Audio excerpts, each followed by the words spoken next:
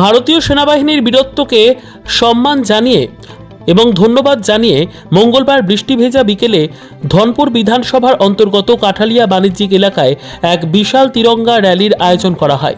এই তিরঙ্গা র্যালিতে অংশগ্রহণ করেছিলেন বিধায়ক বিন্দু দেবনাথ। অন্যান্য নেতৃত্বদের মধ্যে ছিলেন ধনপুর মণ্ডলের মণ্ডল সভাপতি বিপুল মজুমদার, বিজেপির সিপাহীজলা জেলার দক্ষিণাঞ্চলের সংগঠনের সম্পাদক বিশ্বজিৎ ভৌমিক, রাজ্য সংখ্যালঘু মোর্চার সভাপতি বিল্লাল মিয়াও, কাঠালিয়ার বিজেপি দলের নেতৃত্ব রতন দেবনাথ প্রমুখ। এদিন তিরঙ্গা র্যালিটি কাঠালিয়া বাণিজ্যিক এলাকার বুক চিরে দক্ষিণ দিকে যাওয়া বাইপাস সড়ক প্রায় 2 কিলোমিটার পরিক্রমা করে। এই কর্মসূচিতে অংশগ্রহণ করে আনুমানিক 3 সহস্রাধিক নারী পুরুষ দলমত নির্বিশেষে। লক্ষণীয় বিষয় হচ্ছে, যদি মূলত এই কর্মসূচি ছিল বিজেপি দলের উদ্যোগে, কিন্তু র্যালিতে শত শত সাধারণ মানুষের অংশগ্রহণ করতে দেখা যায়। মঙ্গলবার দিনভর থেমে থেমে বৃষ্টি ছিল। বৃষ্টি মাথায় নিয়েই ধনপুর গোটা বিধানসভা এলাকার বিজেপি দলের কর্মী সমর্থক নেতৃত্ব ছাড়াও অন্যান্য সাধারণ মানুষের উপস্থিতি ছিল অত্যন্ত লক্ষণীয়। এই জাতীয় লোকসমাগম সাম্প্রতিককালে প্রত্যক্ষ করেনি কাঠালিয়াবাসী। কিছুক্ষণ পরই আকাশ ভারী হয়ে মাঝারি থেকে ভারী বৃষ্টিপাতের মধ্যেও মিছিল থেমে থাকেনি।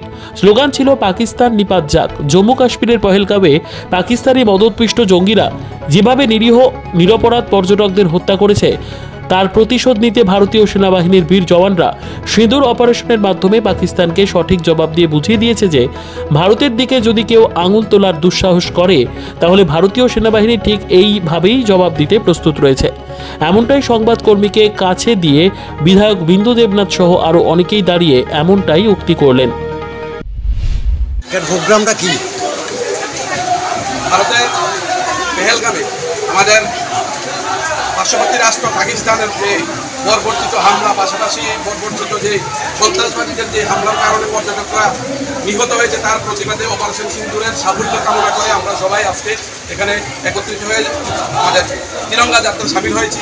এখানে ধর্ম, বর্ণ, জাতি সব মিশিয়ে আমরা আজকে এই র্যালিকে সফল করেছি এবং আগামী দিনে আমাদের ভারতীয় সেনার পক্ষে আমরা সবাই আছি, তার জন্যই আমরা এখানে সমর্থন জানিয়ে আমরা আজকে এই র্যালি করেছি। পাশাপাশি আমাদের ভারতবর্ষের প্রধানমন্ত্রী নরেন্দ্র মোদী যেই কঠোর সিদ্ধান্ত নিয়েছেন যে আমাদের দেশে যদি একটা ঢিল মারে তাহলে ওখানে বোমা পড়বে, তার সমর্থনে আমরা আজকে বিজয়ের রথযাত্রা র্যালি আমরা মন্ডল ভিত্তিক আজকে মন্ডল ভিত্তিক হচ্ছে সোনামুড়া বিভাগে।